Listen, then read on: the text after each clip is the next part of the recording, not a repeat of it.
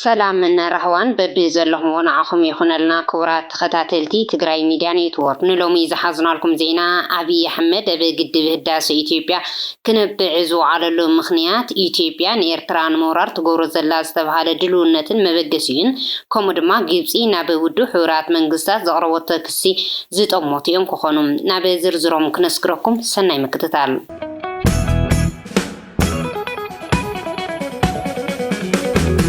ግድብ ህዳሴ ድሕሪ 15 ዓመታት ንምርቃት በቂዕሎም ነሲዑ ድማ በጉዳይ ግድብ ህዳሴ ሒዝዎም ዝመጽእ ምዕባለታት ናድሂቡ ብርክት ዝበሉ ሓሳባት ይወሃውሉ እዮም ዘለዉ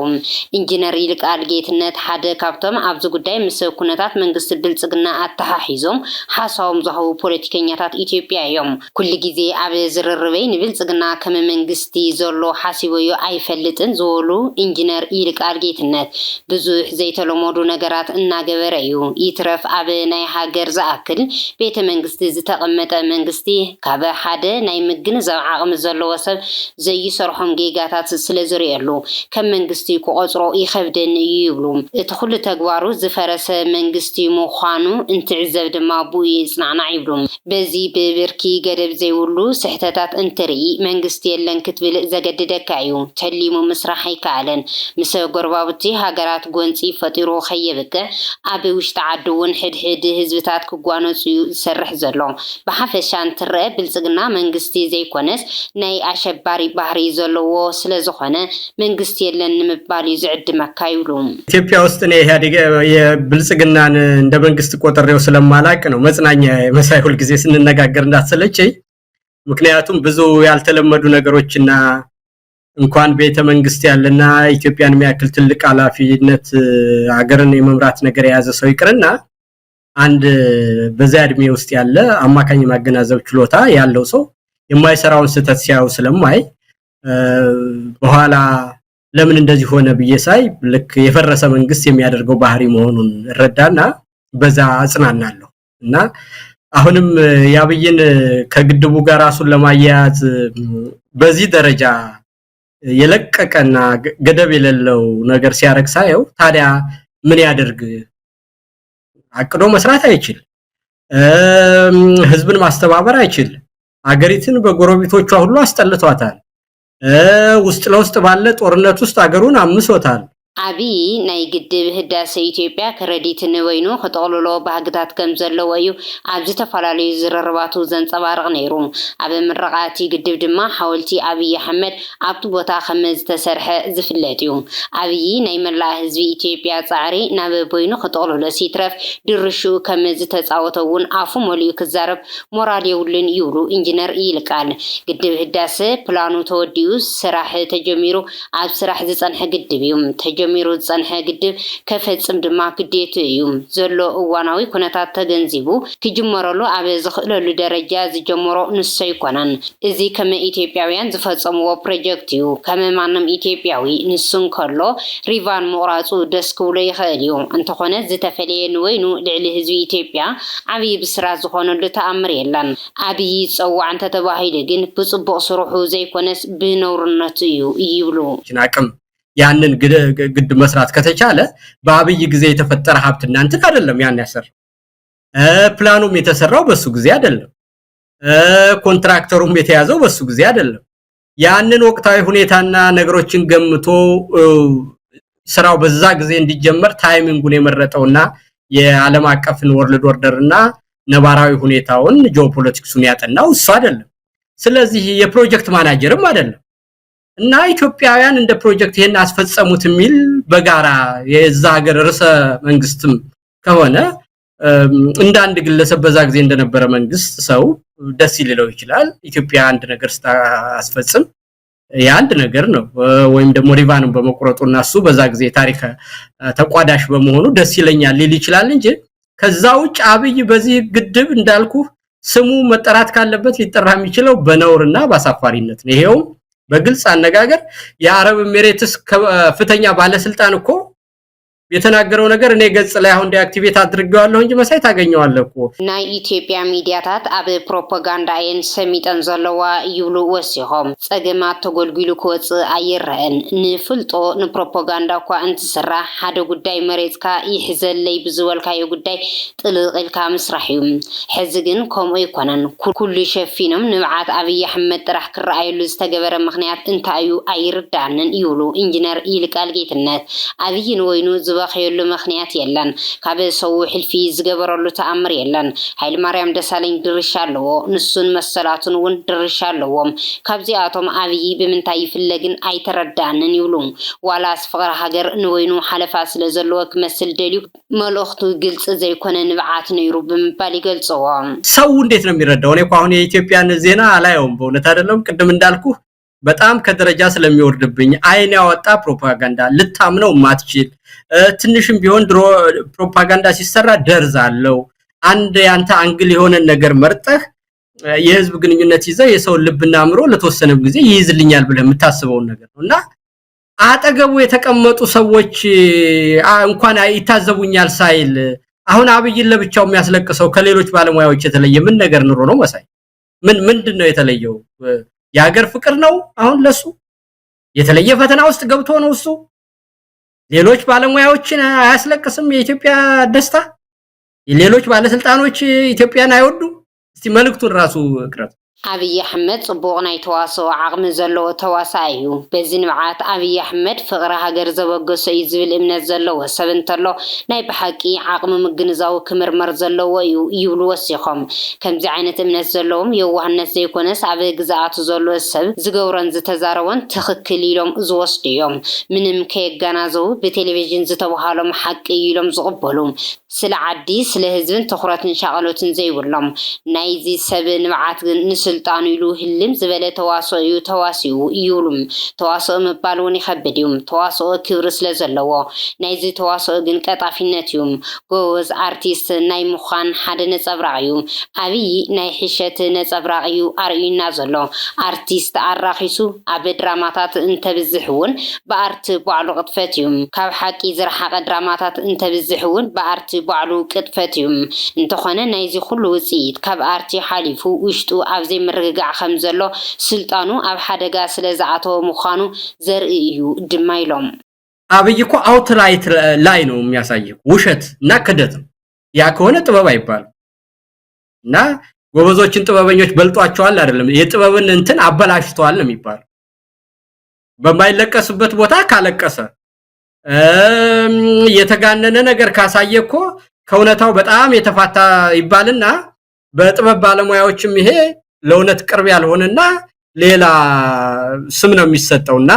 ከተባለም ያብይ የልቅሶና የቲያትር አይነት በጣም ከውነታ ጋር የተራራቀ ተብሎ ነው የሚወሰደው እንጂ በጉብዝና በቲያትርነት ራሱ ጎበዛ ያስብል ግን ይሄንን ድረስ ደግሞ ለምን አስኬደው ካልክ መሳይ ሰውየው አሁን ጭንቅ ላይ ነው ያለው በቃ በምን ተንጠልጥዬ ስልጣኑ ቋፍ ላይ እንደሆነ ቻውቋል እና ለስልጣኑ ሲል ምንም ነገር ያለው ይሉንታ ያረጋል ከዛ ውስጥ አንዱ ይሄው ሳያፍር ማልቀስ ማንም ሰው እንደዚህ ሊያረጋ አይችልም ይሄው እዛ የተሰበሰበው ሁሉ ሰው ሀገሩ ነው ኣብይ ኣሕመድ ስልጣኑን ምንዋሕ ዝሓሰወ ካለ ኣጀንዳ ጉዳይ ወደ ምዃኑ እውን ይዛረቡ ግድብ ተዛዚሙ ዝተርፍ ወደብዩ ዝብል መሪ ሓሳብ እናተጋውሐ እዩ ዘሎ ሕዚ ብወገን ኣብይ ኣሕመድ ድሕሪ ምረቓ ግድብ ህዳሴ ሓድሽ ዓመት ምስ ረገጽና ናብ ወደብ ከም ዝግስግሱ እዮም ክሰብኩ ጸኒሖም ናብ ወደብ ንምዝማት ቲሸርታት ከይተረፈ እናተሰርሑ እዮም ኣብይ ኣይገብሮነ ይባሃለን ብሓቂ ግን ኣብይ ይኹን መከላከያ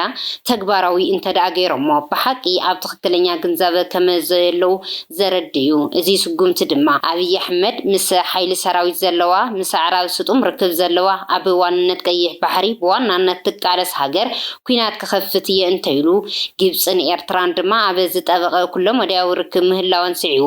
ግብፂ ብሙሉእ ዓቕማ እተኣትወሉ ዕድል ኣብይ ብፍቃዱ ከፊተሎ ማለት እዩ ይብሉም ቀይሕ ባሕሪ ናይ ኢትዮጵያ ነይሩ ዝብል ትንታነ ኤርትራ ምስ ኢትዮጵያ ኣብ ዝነበሩ ዝነበረት ልእዋን እዩ ከምቲ ኣብይ ናብ ላዕላዊት ሃገር ኤርትራ መሰልና ንምኽባር ብዝብል እትኸዶ ዘላ ግብጽ እውን መሰለይ ከኽብር ክትብል ኣብ ኢትዮጵያ ኩናት ክትከፍት መሰለለዋ ማለት እዩ ይብሉ። ይሄ እንግዲህ ያደርጋለሁ የሚለው ምንድነው? የተባበሩት መንግስታት የሚለውንም ሐሳብ ጥሶ ነው። የሀገሮች ራስን የመከላከል መብትም ጥሶ ነው። ችግር ባጋጠማቸው ጊዜ ሁሉ እኮ ዓለም እንዲረዳቸውም ሌላ ሀገር እንዲረዳቸውም እሱ ከህወሓት ጋር ሲጣላ ኤርትራን እንደጠየቀው እኮ ግብጽም ኤርትራ ልትገባ መብቷ ነው እኮ። ሌላ አይደለም። ግብጾችስ እሺ ይሄ ውሃ በጣሊያን ጊዜ በተደረገው ስምምነት መሰረት በቀይ ጊዜ ማለት ነው በቀይ ግዛት ዘመን በነበረው ውል ላይ ብሪቴኖች ጋራ በነበረው ስምምነት ከሆነ የውሃውም ትልቁ ምን ድርሻ ማግኘት ያለብን እኛ ነን ብላ ግብጽ ሲጃም ብትወረን ትችላለች ማለት እኮ ነው። እንደ አብይ እኮ አይደል? ምን ልዩነት አለው? እኛም ሉዓላዊ ሀገር ነን፣ ይሄ እኛ ሀብት ነው፣ መብታችንን የተጠቀምን ብለን ነው የምንለው አይደል? ኤርትራን የመውረር መብት ካለው ዘሴም አናሎጂ ግብጽም ኢትዮጵያን የመውረር መብት አላት። እሷስ እንደውም ኢንቮክ የምታረገው ህግ አላት የውሸትም ቢሆን ማለት ነው። የቀይ ግዛትን ውል ይፈጸምልኝ ልትል ትችላለች። የቀይ ግዛትን ውል እሷም የጣሰችና ዘሲዩስ ክራይስ የሚባለው በ1956 ሲውዘን ከእንግሊዝና ከፈረንሳይ ናሽናላይዝድ አድርጎ ያ ገማል አብደል ናስር የሚባለው መሪያቸው እንደወሰደው ሁሉ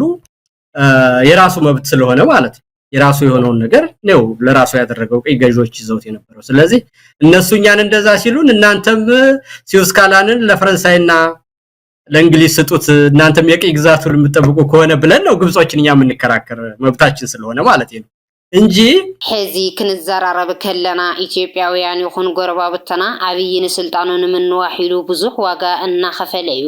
ንሕና ድማ በአንጻሩ ከመይ ጌርና ካብ ኮረቻ ስልጣን ክንወግዶ ንኽእል ዝብል ኢና ክንነጋገረሉ ዘለና።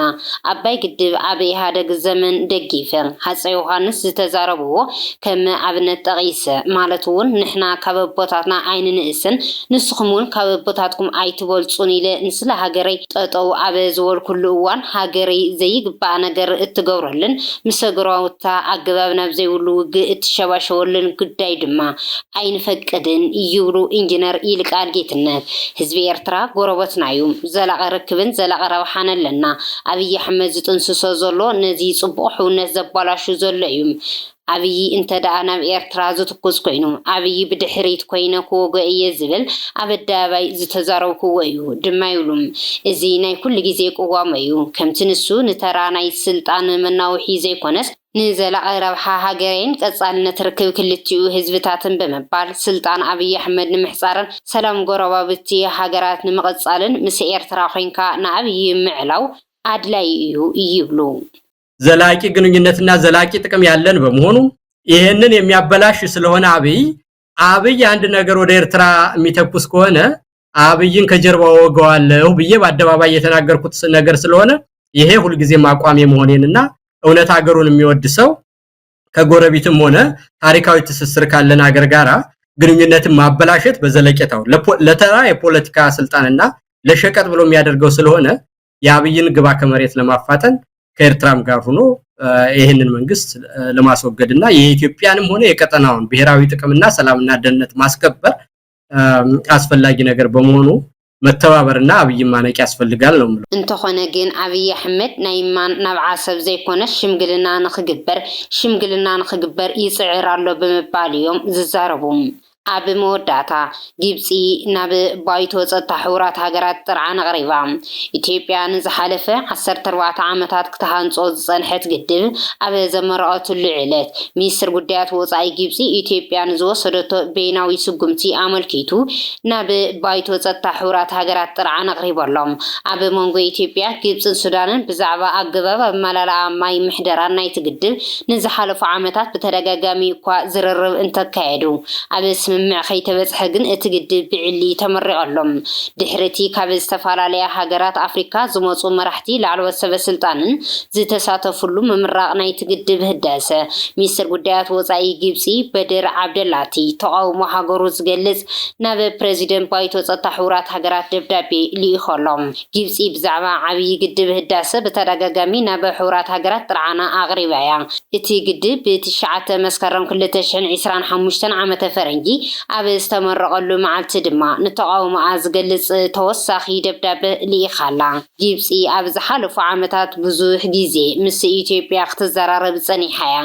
እዚ ኣብ ኣፍሪካ ዝዓበየ መመንጨዊ ሓይሊ ኤሌክትሪክ ዝኾነ ዓብዪ ግድብ ህዳሰ ኢትዮጵያ ንምዝዛሙ 14 ዓመታት ዝወሰደ ኮይኑ ኣሳት $5 ቢልዮን ዝወደአ ግድብ ቀረብ ማይ ከጉድል እዩ ዝብል ስጋኣት ዘለዎን ሱዳንን ግብፅን ንኣገባብ ኣመላልኡ ምሕደሩን ዝምልከት ኢትዮጵያ ቀያዲ ስምምዕ ክትፈርም ክደፍኣ ጸኒሐን እየን ሚኒስትር ጉዳያት ወጻኢ ግብጺ ናብ ባይቶ ጸጥታ ብዝጸሓፈ ደብዳቤ ኢትዮጵያ ህንጸት ዓብዪ ግድብ ህዳሴ ኢትዮጵያ ኣህጉራዊ ሕግን ተፋሰስ ናይል ዝምልከት ሕግታት ዝጥሕስ ሓደ ወገናዊ ፕሮጀክት እዩ ኢሉ ግብጺ ኢትዮጵያ ንዝወሰደቶ በይናዊ ስጉምቲ ከም ዘይተቀበለን ንመናውሮ ረብሓን ህዝብታት ናይ ክልቲአን ኣብ ታሕተዋይ ተፋሰስ ዝርከባ ሃገራት ማለት እውን ሱዳንን ግብፅን ዝጸሉ እዩ ክትብል ጸኒሓ እያ ግብጺ ኣብ መዓልቲ ምምራቕ እቲ ግድብ ናብ ሕቡራት ሃገራት ኣብ ዝጸሓፈቶ ደብዳቤ ምስ ኢትዮጵያ ዝግበር ምትሕብባር ኣብ ኣህጉራዊ ሕጊ ዝተመርኮሰ ክኸውን ስኽፍታታት ሃገራት ታሕተዋይ ተፋሰስ ኣብ ግምት ዘእተወ ክኸውንን ኣለዎ ድማ ኢላ ሚኒስትር ጉዳያት ወጻኢ ግብጺ ኢትዮጵያ ነቲ ግድብ ንልምዓታዊ ረብሓ ዘይኮነስ ንፖለቲካዊ ኣጀንዳታት ትጥቀመሉላ ብምባል በኣንጻሩ ኢትዮጵያ ደረቕ መርገፂ ሒዛ ነቲ ዘተ ኣደናጉያ ነቲ ግድብ ንምዝዛም ኣማራፂ ዘይብሉ ኩነታት ፈጢራላ ክብል ከሲሶም ኢትዮጵያ ኣብ ልዕሊ ምሕደራ ሩባ ኣባይ ብሕታዊ ቁፅፅር ክትረክብ ንእትገብሮ ዘላ ጻዕሪ ሃገሩ ሸለል ከም ዘይትብለውን ኣጠንቂቖሎም ግብጺ ኣብ ሃገራዊ ሕግን ቻርተር ሕቡራት ሃገራትን ከም ዝተቐመጠ ላዕላውነት ረብሓን ህዝባ ንምሕላው ኩሉ ዘድሊ ስጉምትታት ናይ ምውሳድ መሰላ ዝተሓለወ እዩ ክትብል ጋዜጣ አልአህራም ነቲ ደብዳቤ ብምጥቃስ ሓቢራ እያ ግብጺ ኣብ ዝሓለፉ ዓመታት ጉዳይ ግድብ ህዳሴ ናብ ባይቶ ጸጥታ ሕቡራት ሃገራት ሕብረት ኣፍሪካን ሊግ ዓረብን ብምቕራብ ንኢትዮጵያ ጸቕጢ ክትገብር ፈቲና እያ እንተኾነ ኢትዮጵያ መስርሕ ህንጸት ቀፂላትሉ ኣብ መመረቕቱ ድማ ኣውቂዓተላ ኢትዮጵያ ግብጺ ነቲ ብ1959 ዓመተ ፈረንጂ ዝተፈረመ መግዛእታዊ ውዕሊ ብምጥቃስ ንዝበዝሕ ብጽሒት ማይ ክትግብቶ ከም እትደሊ እናገለጸት ዝጸንሐት ግብጺ ግን እዚ ክቕየር ከም ዘይውልያ ኩልሻው እትማጎተሉ ክቡራት ተኸታተልቲ ትግራይ ሚድያ ኔትወርክ ነሰዓት ዘዳለናልኩም እዋናዊ ዛዕባታት እዚኦም ይመስሉ ነይሮም ንምክትታልኩም ካብ ልቢ ኣመስግን ሰላም